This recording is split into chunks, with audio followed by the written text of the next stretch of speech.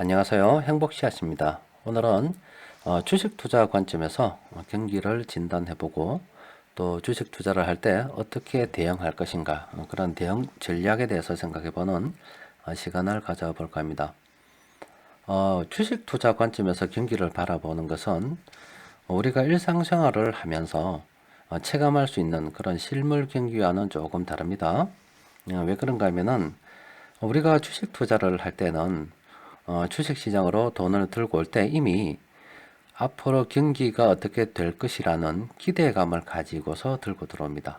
그러니까 실물 경기가 어떻게 해서 내 체감할 수 있는 경기가 어떻기 때문에 시장으로 돈을 들고 들어오는 것이 아니라 현재는 나쁠 수가 있지만 앞으로는 괜찮을 것이다. 이런 기대감을 가지고서도 시장에 돈을 들고 들어오고 또 그와 반대로 지금 체감하는 경기는 굉장히 좋지만 앞으로 투자자들이 몇 달 후면 아니면 좀 더 시간이 흐르게 되면 시장이 나빠질 것 같다. 경기가 나빠질 것 같다고 하면 돈을 빼게 됩니다.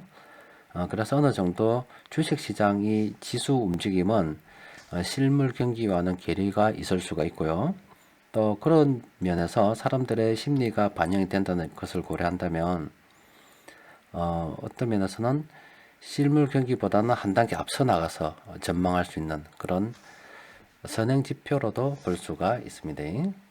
자, 경기 진단할 때 제가 여러분들께 자주 이 표를 보여드리죠. 그래서 오늘도 국내 상황과 해외 상황을 분리를 해서 전반적으로 한번 쭉 돈의 흐름의 관점으로 살펴보도록 하겠습니다. 먼저 미국 시장 변동성부터 잠시 한번 살펴보도록 합니다. 지금 우리 미국 시장의 변동성은 12월까지만 하더라도요. 지금 2018년 12월까지만 하더라도 굉장히 변동성이 급격하게 늘어났었죠. 커졌습니다. 그런데 12월부터 이제 12월이 지나고 1월 달이 접어들면서 이렇게 미국 시장의 변동성이 줄어들었습니다. 줄어들다 보니까 우리 시장 같은 경우도 이제 점점 안정을 찾으면서 많이 상승을 했죠. 1월 달에 거의 한 10% 정도 우리 시장이 상승을 했기 때문에 굉장히 많이 상승한 것이라고 볼 수가 있습니다. 현재 미국 시장 같은 경우는 이렇게 변동성이 축소되면서 어느 정도 안정화되거나 투자자들이 어느 정도 예전보다는 12월 상황보다는 안심하고 있는 그런 상황이라고 볼 수가 있겠습니다. 미국 상황이 괜찮으면 우리도 괜찮다고 일단 볼 수는 있겠죠. 우리나라 같은 경우는 우리나라 한국 돈부터 먼저 살펴보면은 일단은 한국은행에서 금리를 동결을 했습니다. 지금 미국 같은 경우도 동화 정책을 완화하면서 금리 동결 또 내지는 인하까지도 거론되고 있는 상황이라서 우리가 굳이 금리를 올릴 필요는 없겠죠. 또 그와 동시에 지금 미국에서 금리를 갖다가 동결 했는데 신흥국 쪽에서는 오히려 인도 같은 경우는 금리를 내리는 상황이 발생이 되었고 중국 같은 경우는 미중 무역 전쟁의 영향도 있겠지만 지급 준비율을 낮추면서 돈을 계속 공급하고 있는 그런 상태입니다. 따라서 현재 신흥국 같은 경우는 돈이 돌아갈 수 있는 환경이 조금씩 조성이 된다고 보는 것이 좋겠죠.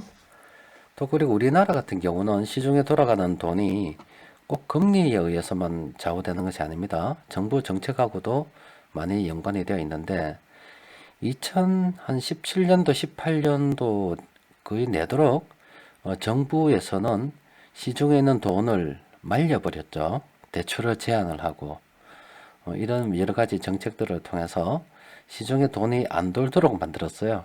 그러다 보니까 조금 돈을 구하기 힘든 그런 상황이 이어졌었는데 2019년도 들어서부터는 정부에서 여러 가지 경기 부양책을 씀으로 인해 시중에 돈을 풀고 있는 중입니다. 토지 보상금만 하더라도 22조 원이 지급이 된다고 하던데요.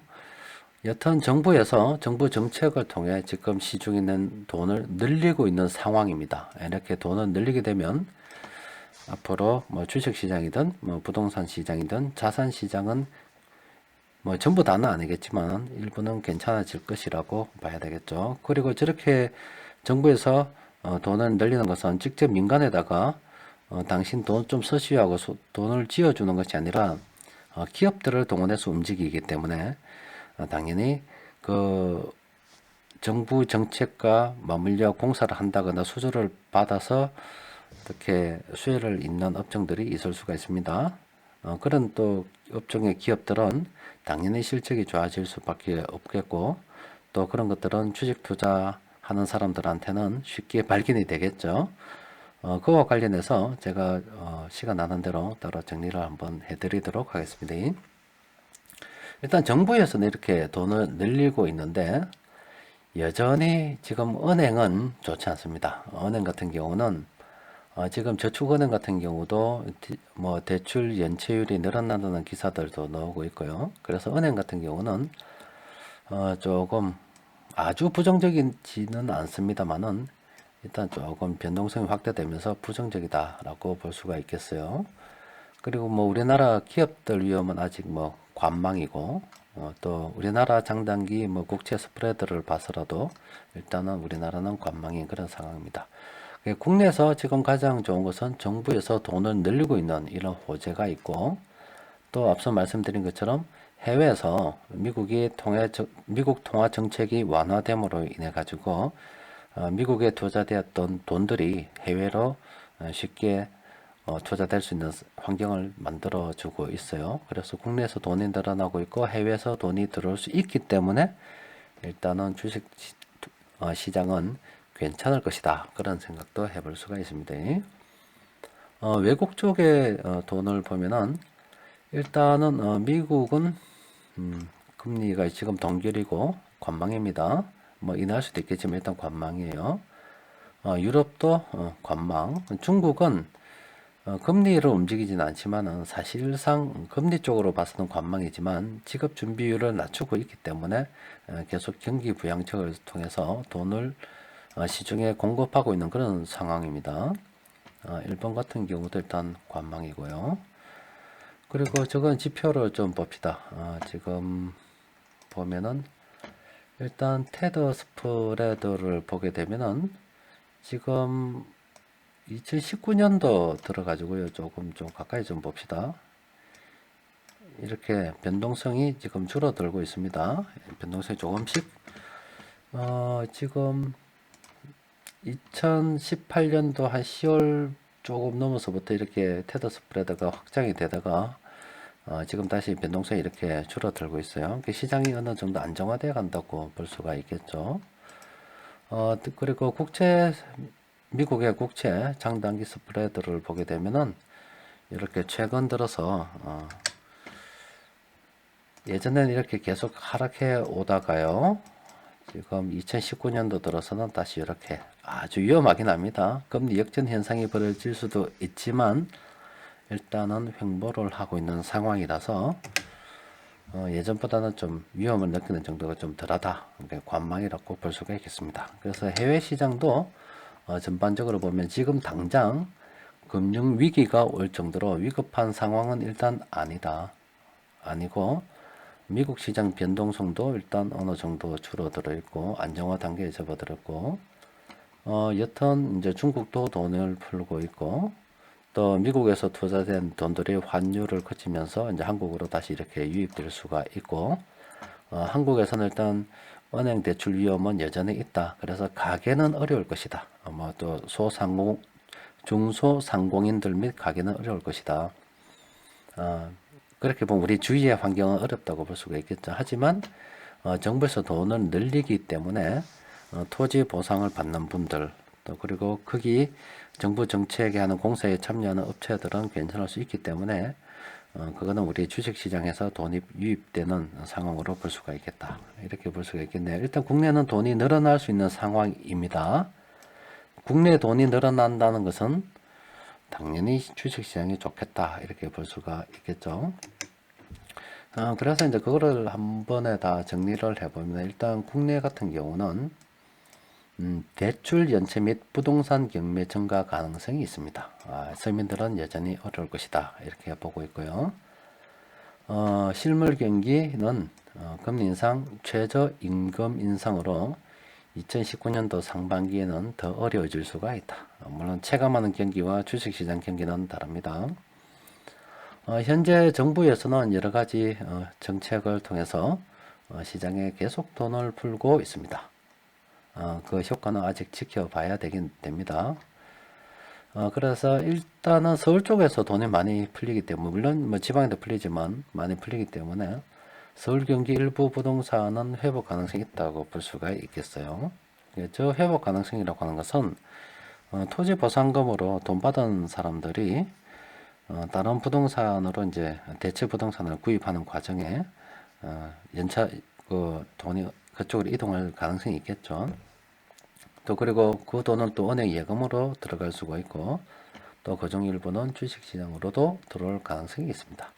일단 국내에서는 돈이 늘어나고 있고 해외에서도 돈이 들어오기 때문에 일단 주식시장으로 돈이 들어올 가능성이 있고, 해외 같은 경우는 미국 기준금리 인상 속도가 둔화, 뭐 경우에 따라서는 금리 인하까지도 가능성이 있습니다.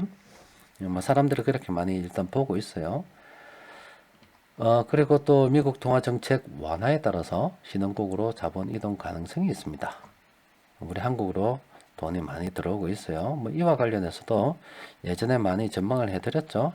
미국 주식시장이 하락하게 되면 신흥국 재평가가 일어나면서 다시 한국으로 돈이 들어오게 올 것이라고 우리는 이미 예상하고 있었기 때문에 좀 더 시장을 편하게 볼 수가 있는 거죠.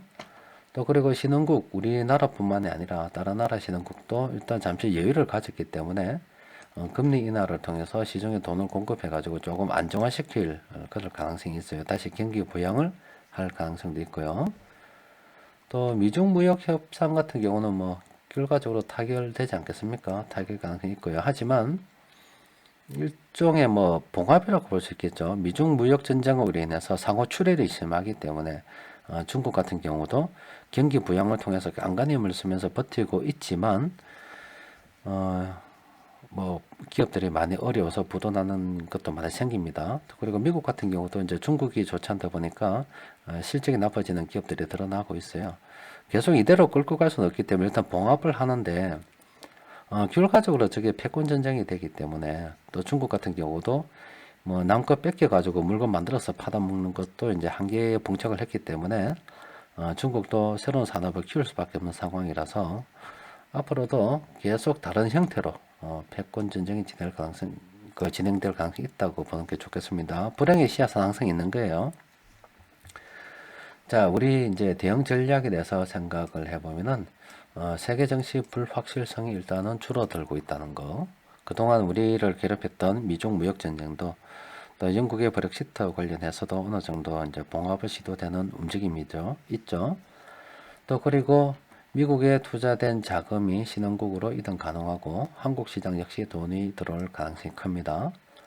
해외로부터 투자금 유입 가능성이 커지고, 또 정부의 경기 부양에 따라서 시중에서도 우리나라에도 지금 돈이 늘어나기 때문에 서울 경기 일부 지역 부동산 경기 회복 가능성이 있고요.